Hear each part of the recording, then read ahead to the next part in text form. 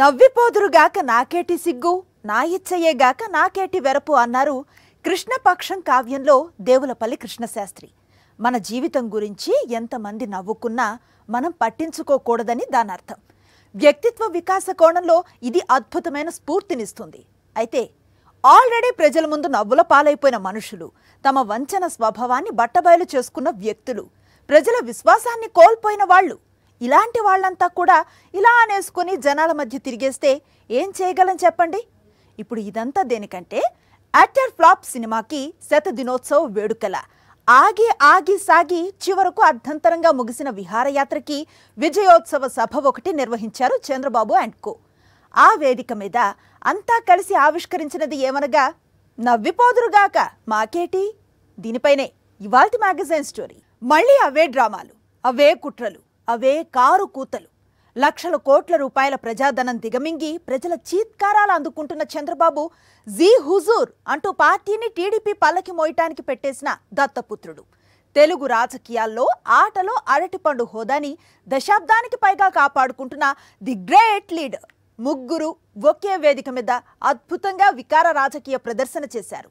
తమ పరిస్థితి ఏంటో, ప్రజల దృష్టిలో తమకున్న విలువ ఏంటో స్పష్టంగా అర్థమైన లేనిపోని బింకాన్ని గాంభీర్యాన్ని తెచ్చుకునే ప్రయత్నం చేస్తూ అంతలోనే అసలు నిజం గుర్తొచ్చి నీరస పడిపోతూ నానా హంగామా చేసేశారు. చూస్తున్నారుగా, వివరించి చెప్పాల్సిన అవసరం లేనంత స్పష్టంగా దృశ్యంగా అనిపిస్తోంది కదా. తమ పార్టీల పరిస్థితి ఎంత ఘోరంగా ఉందన్న దానిపై పక్కా క్లారిటీ. రేపు ఎన్నికల్లో ఏం జరగబోతోందో అన్నదానిపై పక్కా క్లారిటీ. ప్రజాక్షేత్రానికి తాము పూర్తిగా దూరం అయిపోయామన్న దానిపై పక్కా క్లారిటీ. ఇన్ని కోణాల్లో స్పష్టత ఉన్నప్పుడు పైకి ఎంత హడావిడి చేసినా ఇదిగో ఇలా దొరికిపోతారు. ఒక్కరి మొహంలో కూడా చిరునవ్వు లేదు, ఒక్కరి మొహంలో కూడా ఆత్మవిశ్వాసం లేదు, ఒక్కరి మొహంలోనూ కూడా ఉత్సాహం లేదు. దేశంలోనే పాదయాత్రలకి ఉన్న విశిష్టతను ఎగతాళి చేసిన ఘనుడు నారా లోకేష్. ఎప్పుడు మొదలైందో, మధ్యలో ఎందుకు ఆగిందో, అర్ధంతరంగా ఎందుకు ముగించారో ఎవరికీ అర్థం కాని పాదయాత్ర అది. దాన్ని ముగించింది ఒకచోటైతే ముగింపు సభ పేరుతో హడావిడి చేసింది మరో చోట. విజయనగరంలో జరిగిన పాదయాత్ర ముగింపు సభలో పుత్రుడు, దత్తపుత్రుడులతో కలిసి చంద్రబాబు తనదైన డ్రామాని నడిపారు. ప్రజలు తమను నమ్మడం మానేశారని అర్థమైనా నమ్మించడానికి విశ్వ ప్రయత్నం చేశారు. కనీసం నా జీవితంలో నా పైన ఎప్పుడు కేసులు లేవు, కానీ ఈరోజు కేసుల గురించి నేను మాట్లాడను. అవన్నీ కోర్టులో ఉన్నాయి కాబట్టి నేను మాట్లాడకూడదు, కాబట్టి నేను కేసులు కూడా మాట్లాడడం లేదు.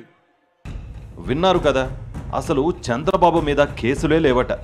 ఎన్టీఆర్కు వెన్నుపోటు పొడిచి 1995లో అధికారంలోకి వచ్చిన చంద్రబాబు అక్రమార్జనే లక్ష్యంగా పాలన సాగించారు. ఏలూరు రిజర్వాయర్ నిర్మాణం, కాలువల తవ్వకం కోసం జరిపిన భూసేకరణలో అక్రమాలకు పాల్పడి దేశంలో సంచలనం సృష్టించారు. బంజరు భూముల్లో కొబ్బరి చెట్లు ఉన్నట్లు ప్రభుత్వ భూములను ప్రైవేటు భూములుగా చిత్రీకరిస్తూ ఏలినవారు ప్రభుత్వ ఖజానాను ఎలా కొల్లగొట్టవచ్చో ఆ కుంభకోణం ద్వారా దేశానికి చాటి చెప్పారు. అదే ఊపులో విద్యుత్ కొనుగోలు, మద్యం ముడుపుల కేసు, డిస్ట్రిబ్యూటరీలకు అనుమతులు, ఓటుకు కోట్లు స్కామ్, ఇలా చెప్పుకుంటూ పోతే ఆ జాబితా చాలా పెద్దది. చంద్రబాబు అవినీతి మీద ఆధారాలతో సహా లక్ష్మీపార్వతి 2 సార్లు వేసిన కేసుల్లో 2 స్టేలు తెచ్చుకున్నారు. ఐఎంజీ భారత్ అనే ఠికానా లేని కంపెనీకి అత్యంత ఖరీదైన ప్రాంతంలో 850 ఎకరాలు కేటాయించిన చంద్రబాబు అప్పట్లోనే 100 కోట్ల రూపాయలు ముడుపులు అందుకున్నారు. ఆ కేసుల్లోనూ విచారణ సాగకుండా స్టే తెచ్చుకున్నారు. ఇలా పదుల సంఖ్యల్లో స్టేల మీద స్టేలు తెచ్చుకున్న చంద్రబాబు 2014లో అధికారంలోకి రాగానే మరింత చెలరేగిపోయారు. వివిధ స్కాముల్లో లక్షల కోట్ల రూపాయలు దోచేసి అడ్డంగా దొరికిపోయారు. స్కిల్ స్కామ్ కేసునే కొట్టేయాలంటూ సుప్రీంకోర్టును ఆశ్రయించారు. ఇంత ఘనమైన అవినీతి చరిత్ర పెట్టుకుని గతంలో అసలు నాపై కేసులే లేవంటూ తెగ నటించేశారు చంద్రబాబు. 2014లో 600కు పైగా హామీలు ఇచ్చి అధికారంలోకి వచ్చిన తర్వాత ప్రజలను వంచారు చంద్రబాబు. ప్రజలు తమను నమ్మరని డిసైడ్ అయిన చంద్రబాబు వైఎస్ఆర్సీపీ పథకాలను, పొరుగు రాష్ట్రాల్లో అమల్లో ఉన్న పథకాలను కాపీ కొట్టి హామీల వర్షం కురిపిస్తున్నారు. ఆర్టీసీలో మహిళలకు ఫ్రీ, తల్లికి వందనం అంటూ కొత్త డ్రామాకు తెరతీశారు. 2014 నుంచి 5 ఏళ్ల పాటు తన పాలన గురించి ప్రజల ముందు ప్రస్తావించే సాహసం చేయలేని దుస్థితిలో చంద్రబాబు ఉన్నారని రాజకీయ వర్గాల్లో చర్చ సాగుతోంది. రిమోట్ పాస్ట్ కాదు, 14-19 ఇట్ ఈస్ స్టిల్ అఫ్రెష్. ప్రతి మైండ్లో 4 కోట్ల మంది ప్రజల దీంట్లో కూడా 14-19 మంది ఈ పెద్ద మనుషులు ఏం చేసినారు, ఈ పెద్ద మనిషి చంద్రబాబు నాయుడు గారు ఏం చేశారు, ఎందుకు ఒక్క మాట కూడా చెప్పలేకపోతున్నాడు. ఇదో 14-19 మంది ఇన్ని చేశాం కదా, ఇవన్నీ లేవు, ఇవి మళ్ళీ తీసుకొస్తాం అని ఎందుకని లేకపోతున్నాడు? ఎందుకు దాని గురించి అసలు ప్రస్తావించలేకపోతున్నాడు? ఒక కొత్త పార్టీ ఇప్పుడే పెట్టిన నాయకుడు ఎట్లా హామీలు ఇస్తున్నాడు, అట్లా గుప్పిస్తున్నాడే, ఆయనకు అర్హత ఉందా? ఇమ్మీడియట్ ప్రజలు క్వశ్చన్ చేయరా 14-19 మంది ఏం చేశారు, అసలు ఎందుకు ఎన్నుకోవాలి మిమ్మల్ని? వాళ్ళనే కాదు మమ్మల్ని అయినా వైఎస్ఆర్సీపీనైనా ఎందుకు ఎన్నుకోవాలంటే ఒక హోప్ ఉంటే ఎన్నుకుంటారు. నీకు ఇచ్చే ఛాన్స్ 14లో ఇచ్చినారు, ఇదే పవన్ కళ్యాణ్ సపోర్ట్తో ఇచ్చారు. నోరు తెరిస్తే నన్ను మించిన విజనరీ లేడని చెప్పుకునే చంద్రబాబుకి తన పాలన గురించి ప్రజల ముందు ప్రస్తావించే ధైర్యం కూడా లేదు. ప్రజాక్షేత్రానికి పార్టీని దగ్గర చేసే నాయకత్వ లక్షణాలు లేవు. దత్తపుత్రుడి మద్దతుతో ఏదో జరిగిపోతుందన్న భ్రమలు. ఆల్రెడీ జగన్ సర్కార్ అమలు చేస్తున్న పథకాల పేర్లను మార్చేసి కొత్త హామీలుగా ప్రకటించే వంచన స్వభావం. తాము ఎటువంటి దుస్థితిలో ఉన్నది చెప్పడానికే విజయనగరం సభ నిర్వహించినట్లుందని రాజకీయ వర్గాల్లో చర్చ సాగుతోంది. పార్టీ లేదు, బొక్క లేదు. టీడీపీ పరిస్థితి ఏంటో అప్పుడెప్పుడో చెప్పేశారు ఆ పార్టీ ఏపీ అధ్యక్షుడు అచ్చెన్నాయుడు. సేమ్ డైలాగ్ని పదే తన పార్టీకి ఆపాదించుకుంటూ ఆనందపడిపోయే నాయకుడు ఏపీ పొలిటికల్ స్క్రీన్ మీద మరొకరు ఉన్నారు అంటున్నాయి రాజకీయ వర్గాలు. ఆయనే దత్తపుత్రుడు. చంద్రబాబు కనుసన్నల్లో జనసేనని ఆపరేట్ చేస్తూ పార్టీ లేదు, బొక్క లేదని ఇప్పటికే చాలాసార్లు ప్యాకేజీ స్టార్ సెలవిచ్చారన్నది రాజకీయ విశ్లేషకుల మాట. విజయనగరం సభలోనూ బాబుగారి డైరెక్షన్లో తెగ నటించేశాడు పవన్ కళ్యాణ్. జనసేన పార్టీని చంద్రబాబు కనుసన్నల్లో పవన్ కళ్యాణ్ నడుపుతున్నారన్నది అవాస్తవం.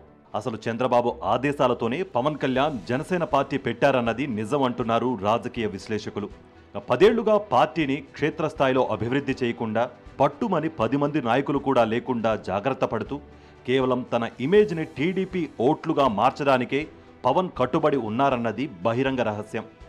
విజయనగరం సభలోనూ ప్రజలను మభ్యపెట్టడానికి చంద్రబాబు అల్లిన అబద్ధాలను తన నోటితో చెప్పేశారు దత్తపుత్రుడు. ఒక పార్టీని నడపాలి అంటే చాలా బలమైన అనుభవం ఉండాలి.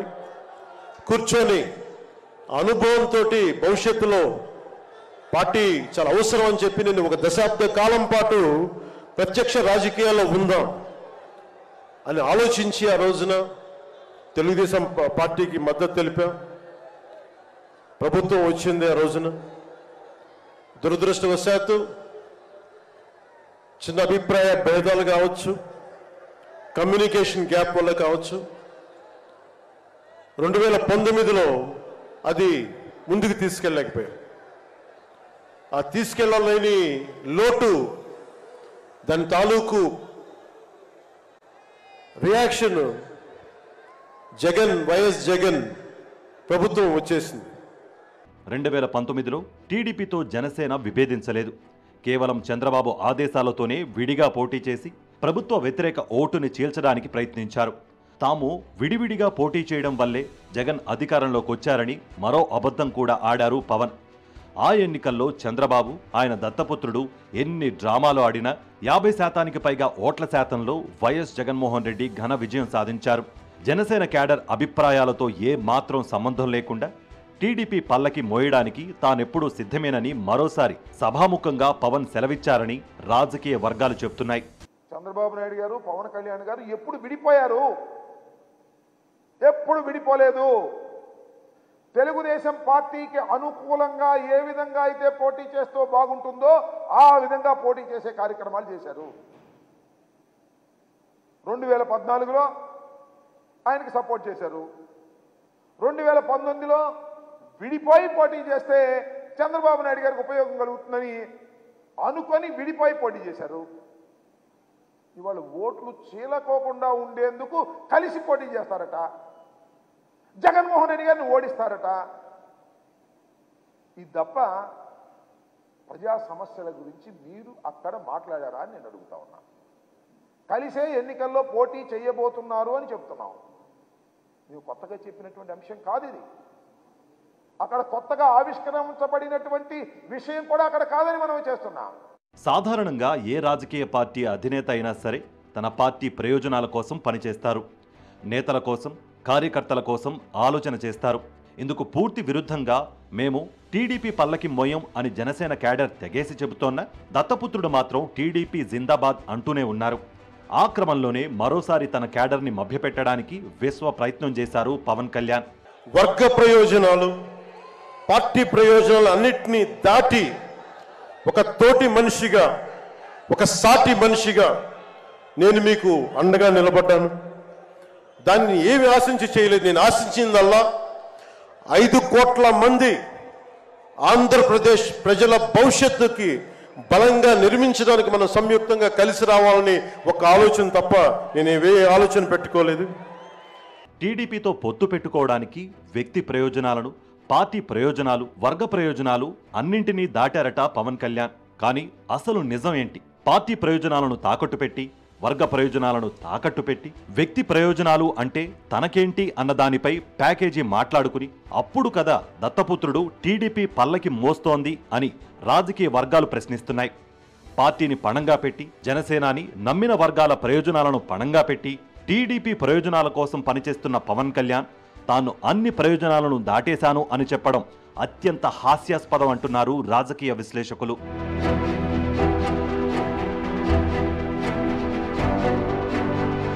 ఉత్తరాంధ్రలో టీడీపీ నిర్వహించిన విజయోత్సవ సభకి 2 రోజుల ముందు టీడీపీ అనుకూల మీడియాకు లోకేష్ ఇంటర్వ్యూలు ఇచ్చారు. అందులో భాగంగా ఓ ఛానల్ ప్రతినిధితో మాట్లాడుతూ వచ్చే ఎన్నికల్లో తాము 150 స్థానాల్లో అభ్యర్థులను ఖరారు చేసేసినట్లు స్పష్టం చేశారు. మిగతా 25 సీట్లలోనూ 2-3 సీట్లు అటు ఇటు కావచ్చునన్నారు. ఈ నర్మగర్భపు వ్యాఖ్య వెనుక చాలా ఆంతర్యం ఉందంటున్నారు రాజకీయ పండితులు. ఒకవేళ తమతో పొత్తుకు బీజేపీ ససేమిరా అంటే జనసేనతో పాటు కమ్యూనిస్టులను కూడా చంద్రబాబు కలుపుకుపోయే అవకాశాలున్నాయి. అప్పుడు 2 కమ్యూనిస్టు పార్టీలకు చెరో 3 స్థానాలు ఇచ్చి జనసేనకు 19 స్థానాలు మాత్రమే కేటాయించే అవకాశాలు ఉండొచ్చంటున్నారు. 150 స్థానాల్లో టీడీపీ పోటీ చేస్తుందని లోకేష్ అంత ఓపెన్గా చెప్పారంటే దానికి అర్థం ఏంటి? తాము ఎన్ని స్థానాల్లో పోటీ చేయమంటే జనసేన అన్ని స్థానాల్లో పోటీ చేస్తుందనే కదా అంటున్నారు పొలిటికల్ అనలిస్టులు. ఈసారైనా కనీసం 60 స్థానాల్లో జనసేన పోటీ చేయాలని ఆశపడుతున్న ఆ పార్టీ క్యాడర్ ఈ పరిణామాలను చూసి షాకు గురయ్యాయట. అరాకొరా స్థానాల్లో జనసేన పోటీ చేస్తే తాము మాత్రం అన్ని నియోజకవర్గాల్లో టీడీపీ పల్లకి మోయాలా అని కార్యకర్తలు తీవ్ర అసహనం వ్యక్తం చేస్తున్నారట. అసలెందుకు చేశారో తెలియని పాదయాత్రకి అసలెందుకు నిర్వహించారో అర్థం కాని రీతిలో ఒక ముగింపు సభ. ఒంటరిగా పోటీ చేసే సత్తాలేని చంద్రబాబు ఒకవైపు, చంద్రబాబు ఏం చేయమంటే అది చేయటమే తెలిసిన దత్తపుత్రుడు మరోవైపు. వీరిద్దరికీ లోకేష్, బాలకృష్ణ కూడా తోడైతే ఇక చెప్పేదేముంది? ప్రగల్భాలు, ఆర్భాటాలు, తెచ్చిపెట్టుకున్న ఆవేశాలు, ఊకదంపుడు ప్రసంగాలు. జరిగిందంతే. వేదిక మీద నేతల్లో సంతోషం లేదు, వేదిక ముందున్న క్యాడర్లో ఉత్సాహం లేదు, ఏపీ ప్రజలకు వీళ్లపై విశ్వాసం లేదు. లక్షల కోట్ల రూపాయల ప్రజాధనం దిగమింగి అడ్డంగా దొరికిపోయి చంద్రబాబు జైలు పాలైన తర్వాత దత్తపుత్రుడు తన ముసుగు తీసేశాడు. రాజమండ్రి సెంట్రల్ జైలు సాక్షిగా టీడీపీతో కలిసి ఎన్నికలకు వెళుతున్నట్టుగా ప్రకటించేశాడు. చంద్రబాబు జైలుకు వెళ్లిన తర్వాత హైలైట్ అయిన మరో వ్యక్తి బాలకృష్ణ. చంద్రబాబు జైల్లోకి వెళ్లగానే మంగళగిరి పార్టీ ఆఫీసులో చంద్రబాబు చైర్లోనే కూర్చుని హల్చల్ చేశారు బాలకృష్ణ. సీన్ కట్ చేస్తే తెలంగాణ పార్టీ వ్యవహారాలు చూసుకోమంటూ రాష్ట్రమే దాటించి ఆయన్ను పంపించేశారు. హైదరాబాద్ వెళ్లి తెలంగాణ వ్యాప్తంగా అన్ని నియోజకవర్గాలు పర్యటిస్తానని, దుమ్ము దులిపేద్దామని, సత్తా చూపిద్దామని పార్టీ క్యాడర్ను నమ్మించే ప్రయత్నం చేశారు బాలకృష్ణ. కానీ ఆ తర్వాత జరిగింది మాత్రం వేరు. బాలకృష్ణ తన సినిమా ప్రమోషన్లో బిజీ అయిపోతే తెలంగాణలో పార్టీ జెండానే పీకేశారు చంద్రబాబు. టీడీపీలో బాలకృష్ణకి ఉన్న ప్రాధాన్యతని చెప్పడానికి ఇది తాజా ఉదాహరణ అంటూ ఉంటాయి రాజకీయ వర్గాలు. ఉత్తరాంధ్ర విజయోత్సవ సభలో బాలకృష్ణ చాలా ప్రగల్భాలే పలికారు. నాన్నగారు ఎప్పుడు అంటుండేవారు, ఏ రుణం మనం పెట్టుకోకూడదని. అది రుణశేషం కావచ్చు, రుణశేషం కావచ్చు, అగ్నిశేషం కావచ్చు, శత్రుశేషం కావచ్చు. అలాగే నీళ్ళ శేషం కూడా ఆయన ఉంచుకోలేదు. చివరికి ఏ మద్రాసు నుంచి అయితే ఆయన వచ్చారో తిరిగి ఆ మద్రాసుకు తాగునీటిని కూడా తిరిగి ఇచ్చారు ఆయన. అటువంటి మరి ఈనాడు మీ రుణం తీర్చుకోవాల్సిన బాధ్యత కేవలం నటులుగానే కాదు, మేము ఇద్దరం ఈ సమాజంలో పౌరులుగా అది మా బాధ్యత. అది విన్నారుగా. సమాజంలో సాధారణ పౌరులుగా కూడా ప్రజల రుణం తీర్చుకోవడం ఎన్టీఆర్ తనయుడుగా తన బాధ్యత అన్నారు బాలకృష్ణ. అదే ఎన్టీఆర్ నుంచి పార్టీని లాక్కుని, ముఖ్యమంత్రి పీఠాన్ని లాక్కుని, ఎన్టీఆర్ మీద చెప్పులు వేయించి చివరకు మానసిక క్షోభతో ఆయన మరణానికి కారణమయ్యారు చంద్రబాబు నాయుడు. మరి ఎన్టీఆర్ తనయుడుగా తన తండ్రిని అంతగా అవమానించిన చంద్రబాబును బాలకృష్ణ ఏం చేశారన్న ప్రశ్న ఇప్పుడు రాజకీయ వర్గాల నుంచి సామాన్య ప్రజానికం వరకు అందరి మధ్య సందడి చేస్తోంది.